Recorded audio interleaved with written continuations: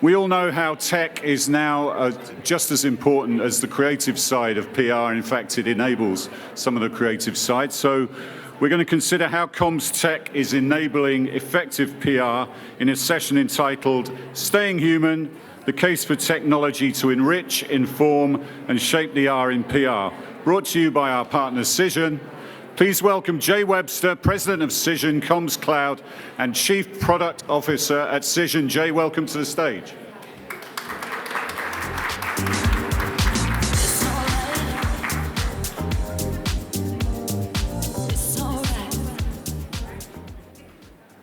All right. So I got to figure out how to manage all this stuff up here. I feel like I'm kind of like this is the pinnacle of my career, though. I'm on between two ferns. Right? So before I start saying stuff, I'll just tell you a few things about me. So I'm new to comms. I spent 25-ish years in the paid advertising technology industry in almost every distribution channel you could think of. And I have to say, so I got to attend PR Week Awards last year on behalf of Cision, that this side of media, earned media communications, is so much more interesting than the paid side of the business. It's like beautifully and wonderfully complex, and I feel very fortunate to be in it at this moment. So just two other real quick things. There were slides that were made for me. I decided not to use them. I hate slides. I'm a comms team nightmare because they never know what I'm going to say. And they would just confuse people. I would forget to switch them, and so none of those. All right. So let's talk about stuff. We are assured repeatedly that this is the best time in history to be in comms, right? We're at the zenith of the profession, if you will, and a lot of times, we attribute that to pandemic, and it certainly can't ignore the past couple of years and societal norms and economic models that have been transformed in some cases, forever, right? They're never coming back. But I think that there's a longer, slower story that's more interesting that has kind of reached its fruition now for those of us, if I can be so bold to say us, in the comms community. It's still new. But it's really, a long time ago now, we decided it would be a good idea to give a platform to anyone to be able to publish, right? There was this research project at DARPA, and the World Wide Web was kind of slowly unleashed on the public. And, we suffered from that because in an environment where everyone could publish, it's oh God, the bad design. The L from hell is what we used to call it, same design for a website. But, the consequences of that were fairly innocuous, right? It still took a lot of effort for you to publish whatever it is you were going to publish and then get people to be attracted to it, to find a following. So a number of years later, we thought again it would be a good idea to create data structures and algorithms that supported the creation of these factionalized echo chambers, all in support of a business model that relies on engagement. What could go wrong putting that into the hands of everyone? And I know there was a panel on the war on truth, I think, earlier, and I apologize for any redundancy, but it's super important, I think, as part of this story, right? So, I mean, everybody's favorite billionaire is getting ready to acquire one of the world's biggest channels, and I know that environmentalist that he has nothing but good intentions, and we don't have to worry about that, but so much power in the hands of so few. It's really amazing, right? Pizzagate, there's a story on Twitter about how mRNA vaccines are going to be activated this week and release toxins into all of our bodies. There's no story that is too crazy to find an audience. So then what is there for us to do? Well, before we decided to hand the microphone just to anyone on the planet and really amplify it, there was this barrier called journalism that was between us and all of these people, right? There was a kind of vanguard of standards. And, that profession, as a result of the environment that we have created remains under pressure because newsrooms have had to react as people consume news or what they perceive to be news online inside of these same factions. Outlets are failing. They rely more and more on advertising versus subscription revenue. There are organizations with news in the title, and that's as far as that goes, right? And so all of this just comes together to make all of your jobs much harder and serves to kind of elevate the practice at the same time, right? So my observation is that we are super dependent on authoritative voices in the practice of comms. And as such, we, meaning like I'm not a passive observer in this, I know that my company has participated in the things I'm gonna talk about now. I get it. Yeah, if you want to complain about any of our products, you can do that all night after this talk.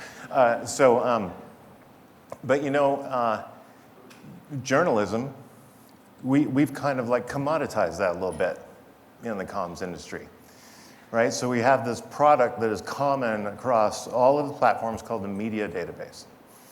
And the general kind of workflow is, I'm going to build my list, I'm going to write my pitch, I'm going to spam or send it, depending on who the receiver is, and I'm going to pray for engagement, right? It's even gotten to the point where there's a company right now that compares their product to Cision and Muck Rack and Meltwater. Why pay $5,000 when we will sell you a list of journalists for $39? There's even another company that gave away a media list as part of a sweepstakes. So this is where journalism has come, right? You're a list of email addresses, and we've kind of trapped in this one-sided workflow, right? So like in our survey data, journalists often tell us that they feel like they're treated like employees. Right here, write about my thing, write about my thing, write about my thing, right? And you guys probably all get the direct mail advertising that says how to write the perfect pitch, how to break through and get your client on TV. It feels like those ads from the 80s about how to meet hot girls. It just doesn't feel right. It doesn't feel like a relationship. And so what is there for us to do, right? I think that we, me included, can do a much better job in providing technology platforms that enable you to build and foster real relationships with the people that you depend on outside of your organization. Because once you've been able to do that, it's not a pitch anymore.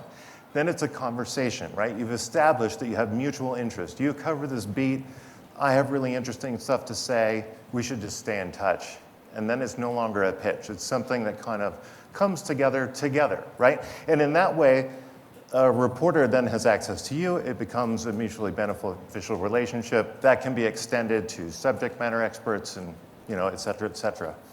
And it's really only in our collective support and adoption of those technologies that they're going to advance, right? Because lest we think this is all about journalists, they're coming for you, right? Because the other side of this equation is we invest in technology every day that makes sense of unstructured data or just words, right? So we're streaming in content on the order of Google. We're trying to make sense of it for comms practitioners. We're going to present it to you in ways that allows you to decide, I should pay attention to that, I can ignore that, et cetera, et cetera. Well, what if, through the application of sentiment and deciding who's authoritative, we just start to remove you out of the loop? We say, hey, we're going to feed this information into an AI content generation system. And at first we might just say, hey, we're going to suggest openers to this audience in response to this crisis or in response to reputation management. It's a very small step to say, we're just going to automate the response, right? So it's just my argument that we can't allow it to go there because of what happened the last time we did, right? That is how, in my opinion, we ended up in the world that we are in now, where it is just off the rails in terms of who's got the microphone, what is a fact, what is truth, And so it is on all of us to just be conscious of that. As technology and platforms advance, as the pressure will be on all of us to generate a better bottom line, to be able to move faster with more precision. You don't want to remove the people from this equation, right? We need to get better tools. There's too much information. The flow is too fast for any human being to keep up with, 100%. We got to avoid that last mile where it becomes unattended, right? You've all probably heard of the advent of the synthetic influencer. Or maybe you haven't. You're lucky enough. So there are synthetic influencers now. And if you kind of take it to its extreme, if I take one-to-one targeting technology and I apply that to a synthetic influencer, then every conversation is being tailored one-to-one to you. And you have no idea if the person next to you is having the same conversation, receiving the same message, right? That's how easy it is. And the synthetic influencers out there now are deemed successful, right? Because they're driving engagement, they're driving monetization, they're accomplishing the goal. I'm going to check this thing real fast for Q&A, which I invite. I don't want to just say stuff, right? So, I mean, that is kind of at its core, what I wanted to talk about today. I was hoping for a question or two. Because we're in that business. And like I say, we have participated, and there's just so much more that we can do to support the members of this ecosystem.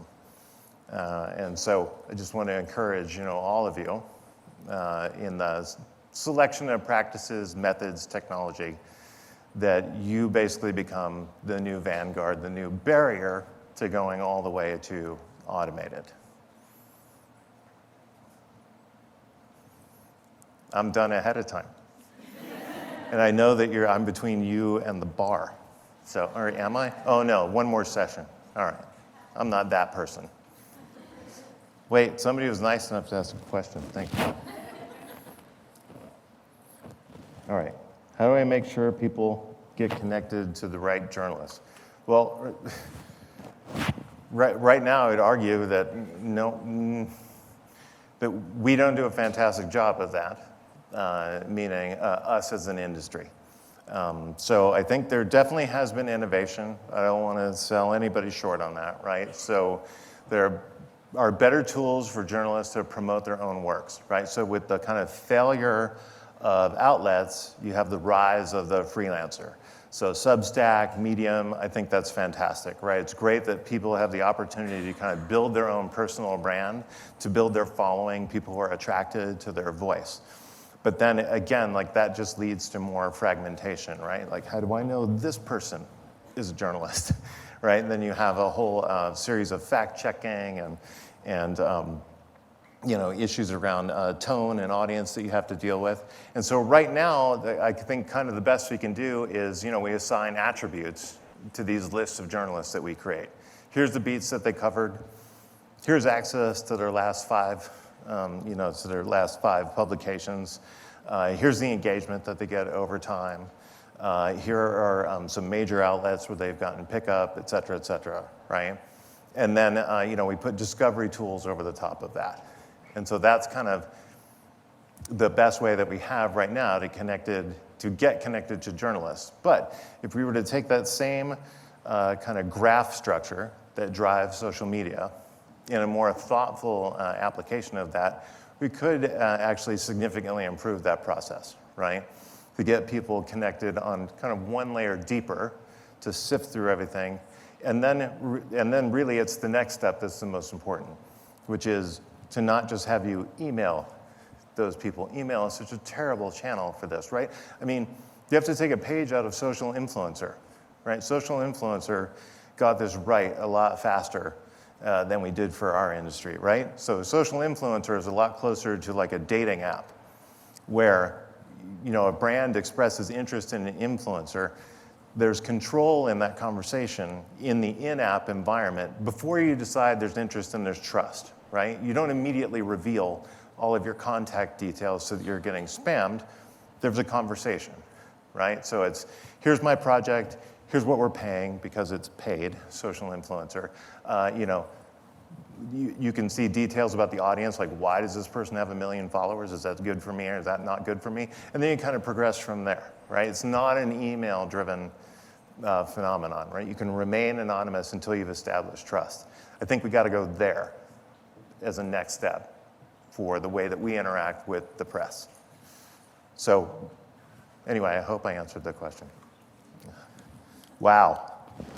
All it took was... Okay. Okay, I'm just going to read these. Journalism is a shadow of itself. Is news dead and opinion ruled by influencers? Well, it's funny that you asked that. So, is news dead and opinion ruled by influencers? So I would argue that, you know what, you've all of you have always been influencers. Everybody is, right? The only difference there is your sphere of influence, depending on the topic, depending on your audience, depending on the medium in which you're communicating. So, I would hope that news is not dead. And I don't believe that it is. There's too many.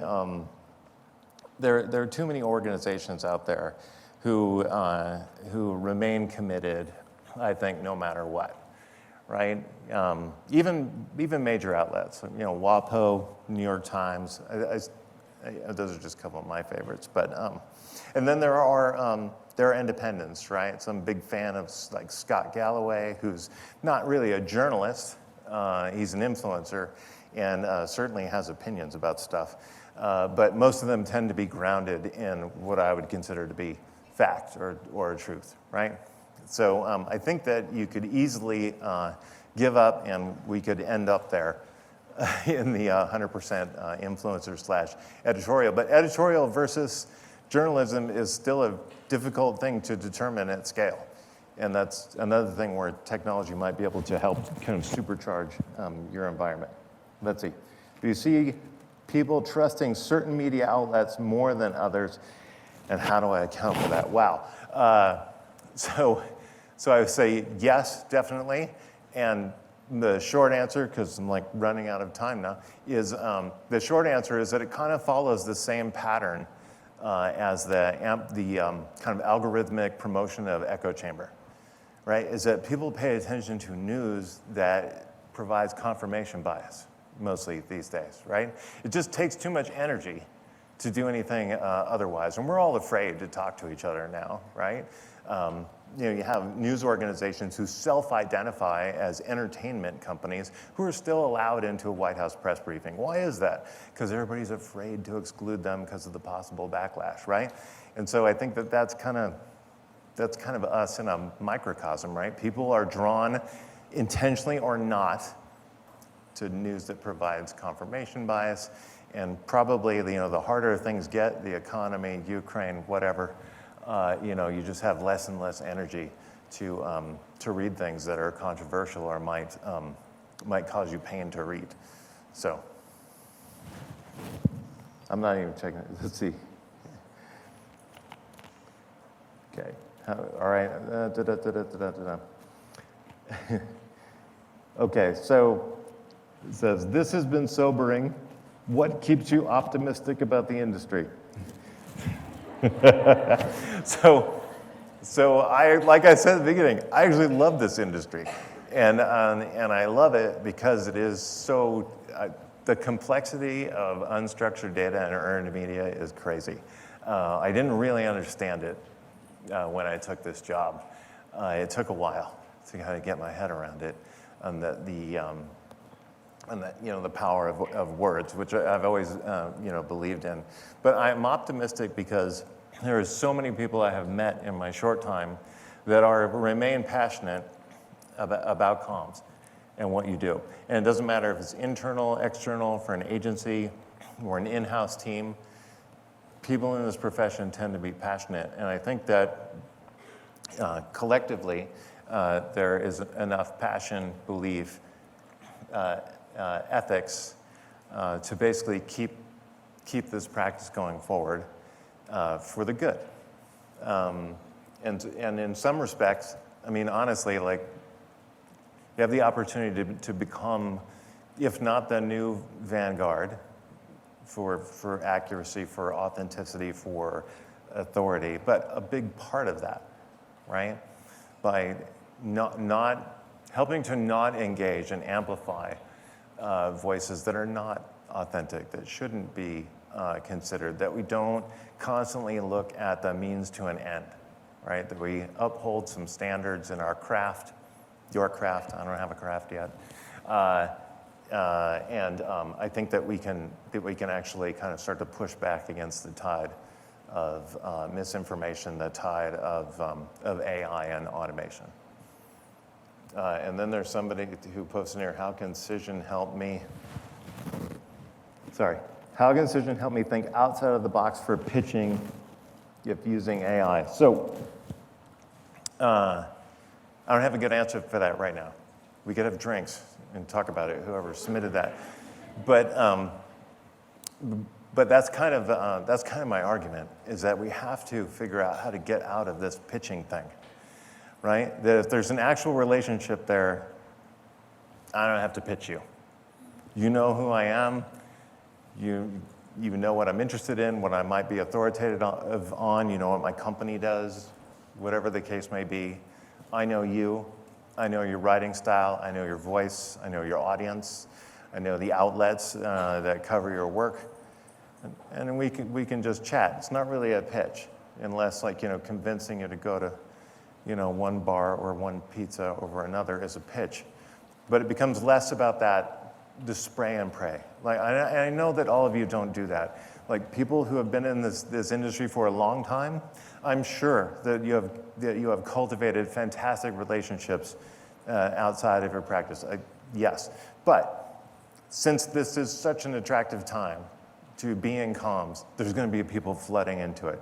So how can we make them better, sooner, faster, right? That's what I mean by better tools. And how can we evolve this practice? It just seems like the whole, I'm going to build a list, pitch, pray, get pickup.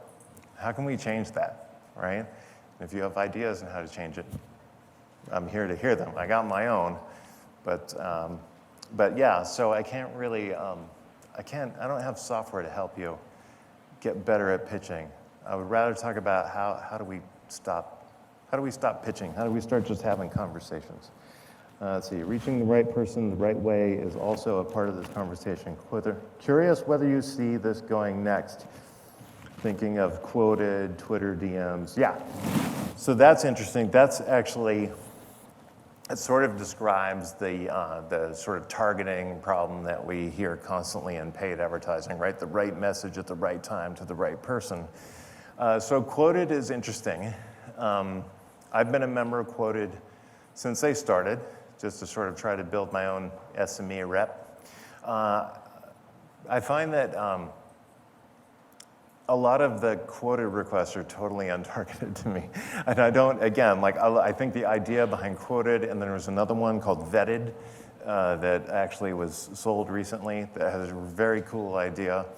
I think that those are on the way, but like everything else, they still need work. They still need refinement, right? And so again, and I don't want this to start to sound like I have one solution for everything, but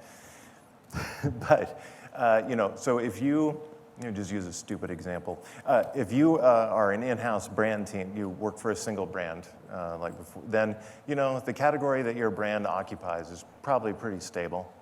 And the people outside of your company that care about, that cover issues like relevant to your brand is probably fairly stable, right? Enough so that maybe you could start to build these relationships. And so then it is, the right time is whenever you have something to start to share, whenever you have something that there's worthy of a conversation with this person on the other side of the equation, right? That's the right time.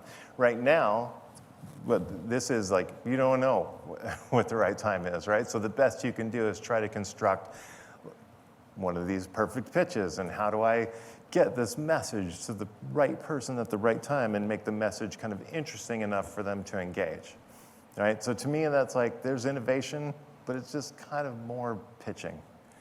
So I don't know that those are there. I still think that the evolution of the product has to be a community for all sides of this equation. There are PR pros, journalists, freelancers, SMEs, social influencers, podcasters.